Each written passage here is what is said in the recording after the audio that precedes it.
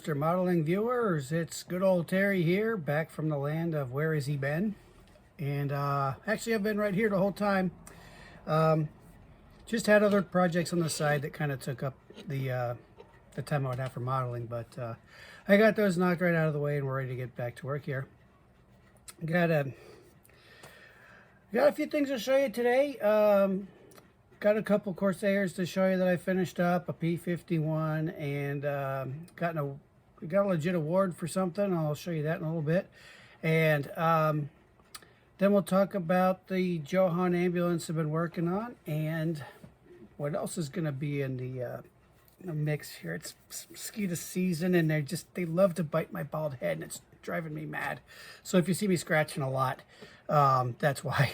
I don't have any obsessive compulsive disorder or anything. It's just that there's a lot of real estate up here for them to bite, so they tend to go there. But anyway, let's launch right into this stuff and get it going. Okay, so for what's finished, first thing I'll show you is this Corsair. It's the Tamiya 148th F4U1A. Very nice kit. Really had a great time building it. Thoroughly enjoyable kit. It's hard to believe it's a 40-year-old mold. But anyway, this one I kind of this is the one I've done the most work on. You can really see where I tried to duplicate touch-up paint on it, where they beat up the gun ports when they changed out the gun belts and such, and tried to make that look blue, or they tried to, you know, paint over some walkway chipping that just got worn out again, and it's done to 2 layers. You can see over here the light's kind of shining bright on it, but it's got it worn down to the metal here and around here and there, and then the rest is the chromate finish. So it's got a lot of tonal variance in it. I did a lot more research on the colors to make sure that I got those right. It's one of the very few times that I didn't forget to get the navigation light done.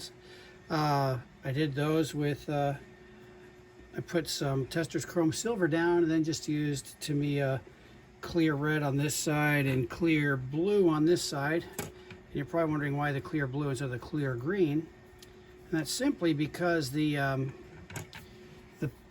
light bulbs of the day just weren't that bright, and they had a real yellow, almost orange glow to them. You put that through the blue lens, and that's actually made it turn green. So it's something that you're not going to see on everything, but you see on a lot of subjects back then. It's my first time doing real antenna work, and I had to walk a fine line with this because it was an out-of-box category, so you're really limited to what you're allowed to do. So I had to make sure I got permission to use the stretch sprue insulators. And then I found out later on, somebody corrected me that this actually, for an F4U1A, this isn't the correct antenna setup, but that wasn't an issue with the judging, so it didn't matter anyway.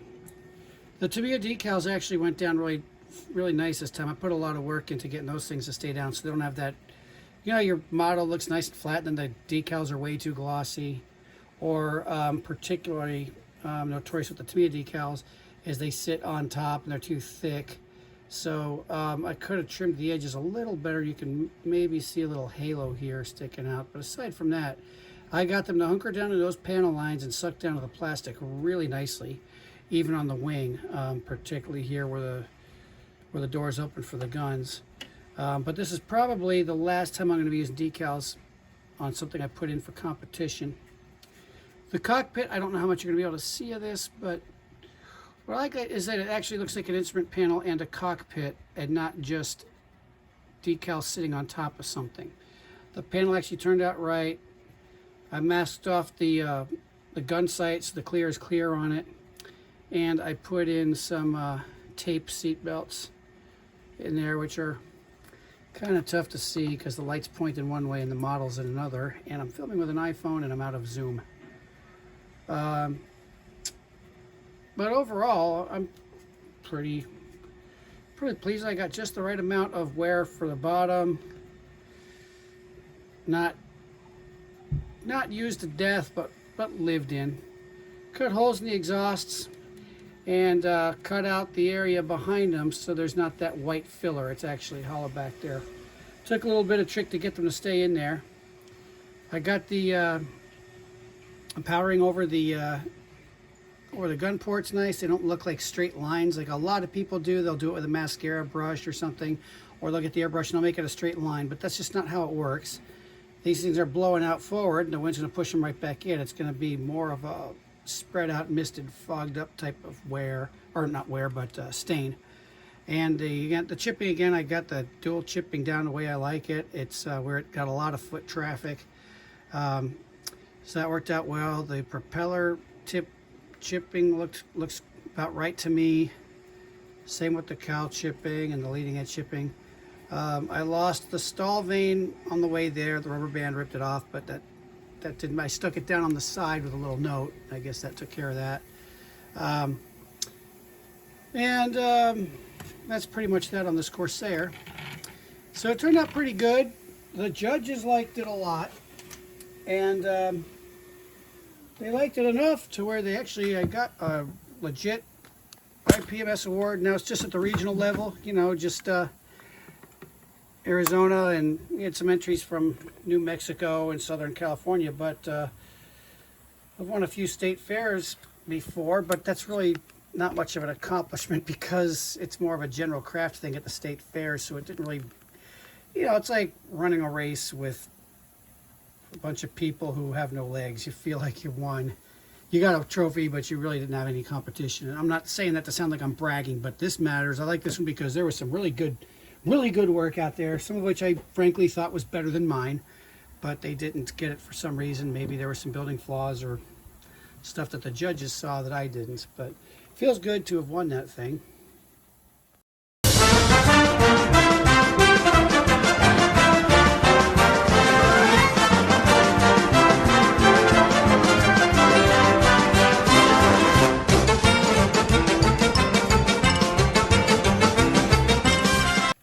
So even though it was a small victory, it was a semi-legit contest and a victory nonetheless. I also entered my Tamiya 148th P51 Mustang. I swapped these decals off of the main kit and just built this one. The worst part of building a Mustang, folks, honestly, is filling the wings. Because as you know, many of you know, they would fill the rivets and panel lines in on these, and then they coated them with a silver lacquer paint, and that gave it a few knots of extra speed, which, you know, in aerial combat, that's life or death, man. A few knots can be the difference in you going home in a box or going home alive, or them even finding your body. So anyway, this one turned out okay. The metallic finish is okay. I'm not nuts about it. I entered it nonetheless, not expecting anything out of it. Frankly, I wasn't expecting anything out of the Corsair either, but I used the Mr. Metal Color. Which one did I use? I used the aluminum. And it really, when you buffed it out, I apply it with an airbrush, and I cut it with a little bit of Mr. Rapid Thinner, and it buffed out so damn shiny. I mean, if you're doing a restored bird or an air show bird or a new one, that's great. But I wanted this one to look like it's been around the block a couple times, not to death, but so I toned it down a little bit. I threw a little aqua gloss over it, and that toned it down just enough. It's kind of hard to tell with the lighting, but it did turn out okay. I'm getting better on the exhaust staining. I'm still not good at it, but I'm getting there. And I didn't really do much at the bottom because nothing really shows on the bottom anyway, so just kind of put it together. I did remember to get the IFF lights that many people tend to forget, and I just did that with a drop of clear red, orange, and green, I think is what I used for that. Tamiya clears. Used some motor oil to get some oil behind the gears, the landing gear, and yeah, actual motor oil. Nothing looks like oil, So this one turned out okay, not bad, not awesome. And the third entry was this little Tamiya 172nd scale Corsair, which also turned out really nice. And you know what, I'm going to tell you guys, I'm really not a fan of 172nd in general, but my gosh, man, they got it right with this. I think Arma Hobby does a really good job. There's a couple things that I'm not crazy about, like I don't like their sprue, the way their gates go over the part on the sprues, but you know, it's a minor thing to complain about. It's just me. But to me, it really does this nice. It's kind of like a scaled down version of the 148th. The main difference is that the wings you can't put folded wings on this. But I mean, overall, I mean, this is a beautiful airplane. The engine's really nice. You can't see it. It's hidden in there. I forgot to do anything on the front of the propeller, but the thing took the chipping really nicely. The cow flaps have really nice detail. They were easy to chip up. Same with the upper wings. I did the dual layer with this one as well. I just did a little less on this one because it's 1/72nd. I didn't want it. It's really easy to lose your balance on this and make it look like it's overdone when it's not overdone. It's just poorly balanced, and that's something I still struggle with. But again, just a pleasure to build this thing. I'm really happy with the tonal variances I got on this thing, so it doesn't look all brand new blue and everything. Decals went down pretty nicely. I gotta be careful because this isn't attached to the stand, but they recessed into the panels nicely. I should have filled that, but I got a case of the lazies. And I don't know, what did I do at the bottom on this one? Again, same thing. Drilled out holes in the pipes, hollowed out the area for them, and use a little motor oil underneath here to make it have a little wear under there. So, and I like the markings on this one too. I really like that. I think that looks pretty cool. So this one turned out nicely as well. So let's talk about what I'm doing now. Well, the saga with my first car build, this Johan 25th scale Cadillac Hearse ambulance, continues. I took the engine out of it and set it aside because what I'm going to do with the rest of this thing is, because I cannot overpower that red plastic, I'm going to redo everything. I'm just going to hit it all with some Mr. Surfacer 1500 black primer, the whole damn thing. And that's going to be a lot easier to work with and paint over than this red plastic, because you can see on these parts, hopefully my iPhone tells the truth, but even with, I'm not kidding, there's like 4 coats of white primer on there, and it's still, you can really see it in here on the top. It still comes through red no matter what I do. So I'm just gonna turn the whole damn thing into a black board. It's gonna be kind of tough to work with the suspension and the steering and everything, and the exhaust. But that's what I'm gonna do. And the wheels, I'm gonna reprime and paint these. I gave them a coat of Mission Models rubber black, but everywhere it touches the box, it sticks and takes paint off, which I think is probably because it's sitting on rubber instead of sitting on plastic, because I've never had that problem with their paint before, but you can see where it's losing now. So I'm going to do that with lacquers. And the body is, well, you know, I had to scratch, I told you before I had to scratch build this box top because he wanted a box top, and cutting it because of the curvature, not only going linear this way lengthwise, but also this way. It kind of curves out like that, and then it's got a this curves down to here and comes back up there on the old top. So I had to really work hard with this. And the putty, after a year I've had that stuff on there, put it on over and over, it just keeps cracking. So what I did was I'm trying a trick I learned from Sean over at Primed Model Works, and that's mixing pigments into CA glue. So I've applied that where the cracks continue to plague me, and it's been on there about 2 weeks now, and it doesn't look like they're coming back. So this may be the end of my problems with that. And the final issue with this thing, besides missing parts, I still have to scratch build some parts, is the interior.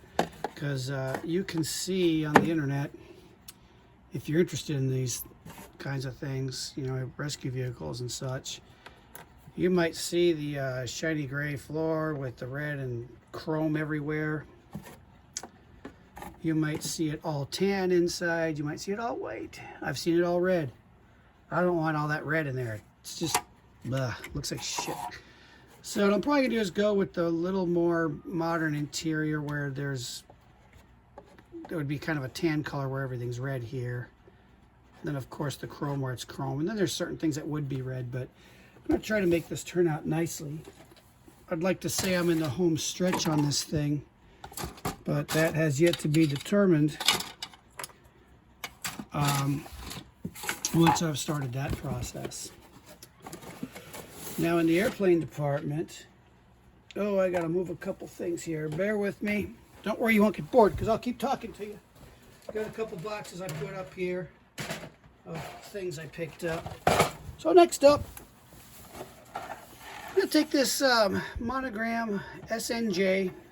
This is an oldie, but it's a fun kit to build, and it looks really cool when it's done. I'm not doing the Miller aerobatic team on this one. I'm going to make it a Navy trainer. So you're going to see the yellow wings with the natural metal finished body. Sometimes they painted it gray, but I like the metal. Then the colored stripes and cowls, depending on the markings and which training unit it was with. And I got 2 more of these. I'm probably going to make one. I'm going to customize it and modify it to make it a 0, which they did in the movies a lot. You know, it's amazing how many of these movies we watched as kids and thought these were 0s, but they were just SNJs that got dressed up. And the big giveaways on those are, of course, the tail and the wing and the gear door. But this will be a fun little one to build. And what the issues are with this one are going to be mainly the rivets, which, let me bring this in and hope you can see it. I did a lot of homework on this because back this early in the, actually a pre-war and early war bird, is the rivets weren't flush yet or recessed. They actually did stick out. And Monogram has them, but my gosh, if these were scale size, they'd be like my thumb sticking out of the wing. So what I'm going to do is I'm just going to sand them down lower. Panel lines are raised. Half of me says don't wimp out, sand them down and recess them, and then the other half of me says you fool. If you do that, then these rivets have to be made flush, and there's really no way to put rivets in that are out instead of recessed that I'm aware of. I'll probably leave the raised lines out, but sand these rivets down to a more realistic amount of sticking out. And it varies. They're smaller sticking out on the fuselage, but on the wings, they stuck up pretty far, particularly on the upper side. So I'll have to do a little more research on that. Other challenges, this should be a one-piece plate with the intake, but the intake is, or the filter I should say, fitted here, and you can see a nice, thick, big, fat valley around there. So I have to take care of that. And this ever so convenient sink mark here, which I will also have to address by filling. The rest of it, I've kind of just soft glued these together. The cockpit isn't bad. I like the cage around it. They give you a decent cage and frame to put around it, so I think it's going to have a little bit of detail. That'll be pretty nice. The engine is, it's okay. The cooling fins are a bit thickish for my taste, but being that the cowl is going to enclose it pretty well, at best, all we're going to see is about that. Where'd it go? The perils of zooming in close. There you go. So, don't think I'm going to bother with that too much. It's got a couple of nice pilot figures, one crawling on and one in. And for Monogram, you know, you usually get that mummy pilot he's all bundled up like he's an explorer in the Antarctic. But I'm not going to bother with these guys because I don't know a nice way to put it. Well, bastard won't suck any more of my blood. But anyway, I don't know a nice way to put it, but I'm really lousy at figures. So until I've gotten good with it, I'm just not going to mess with them on anything that I'm putting out there.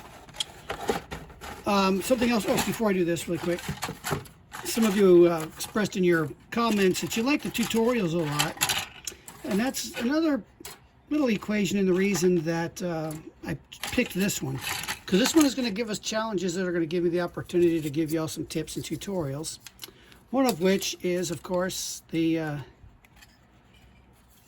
Monogram fit, which is never good. You can see we've got nice far apart seams that are going to need to be filled. Poor fits. Chopped off. This thing came loose in the box, so you can see where the spruce separated poorly. So there's going to be a lot of filling and sanding to do on this thing. We're going to have plenty of opportunity to talk about that. The fits are a little less than super. I'll be charitable and say that. So again, you can see on the horizontal stab we have a similar problem, and also where the let me get my pointing pencil so I can show this to you. You can see where the horizontal stab comes out farther forward. Look in this little green triangle, you'll see what I'm talking about. This comes out a little farther than this, and it's right there. So we're going to have to take care of that and address it. And when this is flush on the top, we got a big, huge gap on the bottom down here. I'm sorry for that big, ugly finger there. I'm just trying to get this all fitted. The instrument panel is pretty bare knuckles. Probably dry brush that. I can always use practice on that. I still haven't gotten really good sea legs on that yet, so it's a good time for us to try those out together and do those kinds of things that you like to see. So I'll take care of that. So that's where we are.